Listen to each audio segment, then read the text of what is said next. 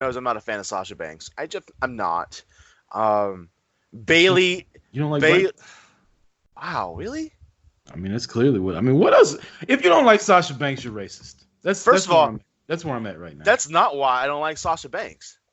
I don't like Sasha Banks because she annoys the fuck out of me. Because she's black. No, because she can't talk worth shit on the mic, and she has to over enunciate shit, and she uses her mouth way too fucking much when she talks. Oh, Like, just I fucking like. calm the fuck down. I'm Just dealing. saying. I'm loving that. Um, There it was. There's that one where I got Marty. I got him. He's discombobulated. The wheels are spinning. He has nowhere where to go with that one. the four of them intertwined. I dig it. I like it. I don't want Charlotte versus Becky 500. I they better let Bailey better do it right this time because You ain't shit, Sasha. she's like Natalia, who when they Oh, make her go heel. come on, man. No, hold on. Just let me out for a second. When they make her go heel, you can tell she's fucking trying to force that shit to come across, and it doesn't read well. And Yeah. that's what the problem with her being heel is. I'm okay with her being a heel as long as they do it right. Like, don't give me that. Like Natalia, when she's a heel, you can tell she's trying not to laugh and smile the whole time, and it comes off fake as fuck.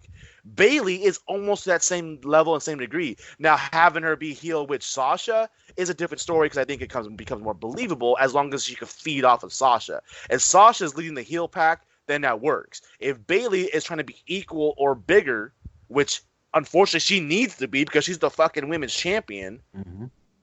then it doesn't go well. Here's my problem with the whole scenario is that I'm fucking tired of Bailey being on Raw. You are the women's SmackDown champion. I don't care. The whole wildcard thing, I'm cool with. It doesn't bother me. Let people cross brands, do whatever you want. It's cool. If you are the proprietary brand champion, fucking keep your ass on that brand. There's no reason why the Raw Tag Team Champion should be on SmackDown. The Women's SmackDown Champion should be on Raw. There's just unless you're confronting the champion themselves directly, and even then, there's no reason to be on. The only reason why that should be happening is because Clash of Champions is happening. But other than that, there's no reason for interaction of the titles to be crossing brands. I just don't like it. U.S. title, Intercontinental Championship, fucking have fun with it. Do what you want. Go back and forth 24/7. Go back and forth. It don't matter. Brand-specific championships need to stay on that brand, and it irritates me and annoys me that she keeps showing up on Raw for no reason. I agree with you about her attitude when she's a heel. I think some wrestlers, some people are just natural assholes, and she's not one of them. I think Well, I just think she's naturally a nice person, and it's harder for her to be an asshole than it is for Sasha Banks. and Or to go with it this way too. When you become a heel, you need to have heel tendencies. Okay? If you're a heel, you can't come out and start weaving your arms with a fucking wavy man. It just doesn't fly. Like, come out and fucking cut one of them wavy mans in half or something. Poke the hole and then let the fucking thing deflate. Be heel. Don't be a heel and then come out and do your and do your little car wavy man dance, and because that just doesn't come off right. that was my problem with Becky's heel turn last year. One reason it didn't work was because they kept the same music. She kept damn near the same entrance for the first couple of weeks until she kind of started dressing a little different, things of that nature. And so, like I said, I agree. I think Roman comes off better as a heel than he does as a babyface. He looks uncomfortable as a babyface. He has for like 5 years. And I think Bailey's the same way. I think only she's the opposite. I think she looks uncomfortable as a heel, but I don't know. Let's see. Let's give it a chance to see how it plays out. I don't know how all of a sudden Charlotte just becomes a de facto face when she's been such a like asshole for the past like year now, and people hate her.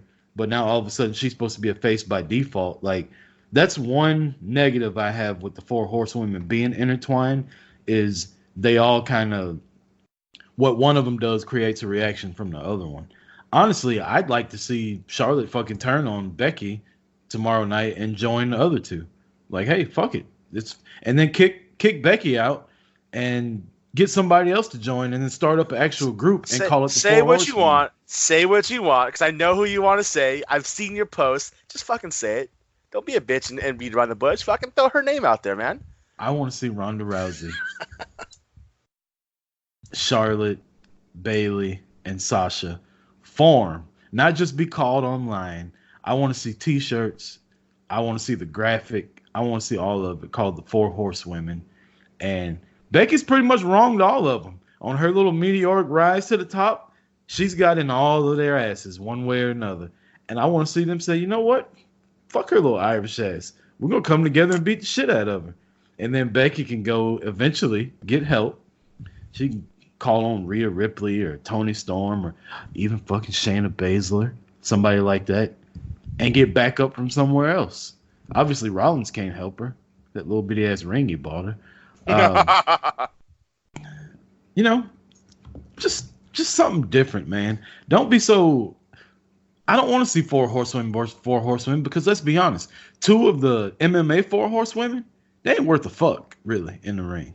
And I don't mean to sound like an asshole like that, but they're just not where the rest of them are, and they got a long way to go to get there. I shouldn't have said ain't worth the fuck, but they're on a different level than the other ones. You know what? If we were to have that, and then Becky be the face, the head of a face faction, got Becky Lynch.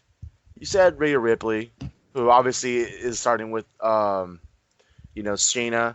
But then we got like the babyface of babyface women on the NXT roster that can just make that jump and be by her side. Santana Garrett? Damn right. She needs to take over NXT. All right, if I had to pick a faction for Becky to pick, I would pick, and this is hard because Io's a heel now, but she would be the most believable person for Becky to get help from. Io Shirai, Shayna Baszler, and just to throw a monkey wrench into all of it, Bianca Belair. Well, call them up and get them, and then have them as a group that kind of like still bickers with each other because they all want to be the best, but they all still kind of fight against the heels who are cohesive as hell. I mean, this is like a 1.5, 2-year storyline they can make out of this if they did it right, which of course they won't. They'll just. I'm just saying, Io and Santana, I believe, have some history together in Japan, so. Yeah. That can bring them together. Just saying. I don't care what it. I don't care what it is. I just want Santana on my TV. That's all I care about. Have you seen the Becky Lynch ESPN commercials? No, I haven't. Yeah, she's all over ESPN. Becky is? Yep. This is Sports Center. She's got one with like Jay Harris at a vending machine. She's got one where like she goes to Starbucks and the guy's like, "Can I get a name?" And she fucking goes off on him like, "I'm the Raw Women's Champion, Becky 2 belts, blah, blah, blah." And the guy's like, "No, for the cup." And she's like, "Oh, Becky, not a lot of phone, please, if you can." Just, I mean, like, it's so corny and funny at the same time, but it's a fucking ESPN commercial. Like, it doesn't get bigger than that. Yeah. So, congrats to her. Moving along. We have coming up a world title match between, first off, before we get to that, Chris Jericho got drunk and lost his fucking world title at Longhorns. People trying to make an angle out of it, and they're trying to be like, "Oh, Jericho's the GOAT." Blah. Let's be honest. The motherfucker got drunk, went to Longhorns of all places, and lost the fucking world title. How you feeling about that, Marty? I mean, he's Chris Jericho, man. He's the fucking AEW world champion. Is he though? That's all that matters. Is he? He was bullshit. Some other guys running around with the real world title right now because they had a replica, and he's the AEW champion. We know who fucking has a title, and it's the person that's going to be fighting him. You know his ass has that title. Are you excited about that match? I'm excited about it. I'm also irritated by it. All right, go ahead and tell me why, and I'll tell you why you're wrong. I mean, I get it. I absolutely agree that he should be in the title picture. I think that Cody Rhodes is the absolute epitome of what should be the champion of that organization. But the reason that Khan said Cody is the perfect choice is because of his singles competition in AEW. He's had like 3 singles matches and 2 tag team matches, and One of them was against his brother, the other one against Darby Allin, and the other one against Shawn Spears. And he stole the show every time. I'm not saying he didn't. I'm saying if you're going to compare like your competitors and what they've done, he didn't. It's not like he fought the best of their roster. And that's the only thing it's like, okay, so he beat 3 lower tier level character or wrestlers on their roster, and because he did that, you know what? Let me go beat Drake Maverick. Let me go beat who else? Bo Dallas. And let me throw Heath Slater in there, and now I get a WWE Championship match. Why? So who do you think should have been the representative standing across from Jericho?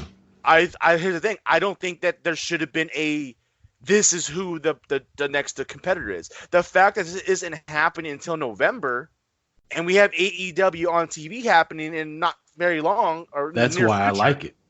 Well, I think that we should absolutely have something that we should have a number one contender tournament or match or something to determine that, instead of going, he's had 5 matches and 3 of them have been against these guys, so we're going to give him the championship go around this time. I'm not saying anyone else jumps ahead and is like, they deserve it more than he does, because what he's done, he absolutely deserves to be there. I'm not going to take that away from him.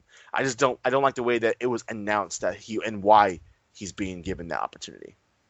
All right, so your main eventers in AEW as of right now, landscaping of everything: Jericho, Omega, Moxley, Cody, Hangman Page. Can you think of anybody else that's main event there? Maybe Pac now that he's there. Yeah, I would say that. But we don't know what his contract situation is. Out of all of them, Jericho's the champ. He's already beaten Omega. He's already beaten Hangman. Cody's the only one left out of the main event picture right now. Now, obviously, they need more main eventers, and you're talking about the first pay-per-view after they start TV. So when they go into TV, they're going to be building towards this. What I don't like is that it's already been announced Jericho's defending the title at one of the TV tapings. So how can you announce Jericho versus Cody a month and a half after his first defense? You're basically telling me as a viewer that when I tune in, Jericho's not losing that title to whoever he faces that night. But as far as star power, as far as win-loss record, because it matters, Cody's undefeated. He has a draw against Darby Allin. He beat his brother. He beat Shawn Spears. Cody's the biggest fucking superstar in that company without even trying to be. They're pushing Moxley as the guy. Kenny Omega came from Japan with everything there. And he fucking lost to Pac. That fucking. I love that, by the way. I loved how that match ended. I loved how the match built up with Omega being over exuberant asshole the whole time. Like, he was way better than Pac, and Pac put that motherfucker to sleep. Oh, you want to play around? You want to keep trying to run against the ropes all fucking dainty and try to be all cute and shit? Oh, let me know what happens when you wake up, motherfucker. Take this L. I love that. And I love Pac talking shit to Hangman afterwards. You made me completely lose my thought by bringing up Omega's punk ass, who I don't like at all. But Cody's the man. I mean, honestly, I think Cody should have been the first champ, and I think the only reason they didn't do it is because everybody knows they can call all the EVPs they want to. This whole thing is Cody's idea. Cody gets credit for the entire AEW thing because he's the brains behind it. He's pretty much running shit backstage, and that's why he's not the first champ, and I think he should have been. So with that said, I also think it's a little bit too early for him to get a title shot because I don't think he's going to win, and I don't think it'll help him. So that's my take on the whole AEW Cody Jericho thing. Speaking of that, that first pay-per-view, which I believe is called Full Gear. Okay. There was a second match it looks like was announced for it also, and if he's back, we got Moxley Omega finally happening. Yep. And, it sucks for Moxley. The guy can't. His injuries keep fucking with him. That sucks for him because he was on top of the world for a while. I think his return this time should be pretty set because I believe that the surgeries that he's had to take care of it this time are the ones to take care of it. So I think he should be good after this. Yeah, Something else happens, but he's getting like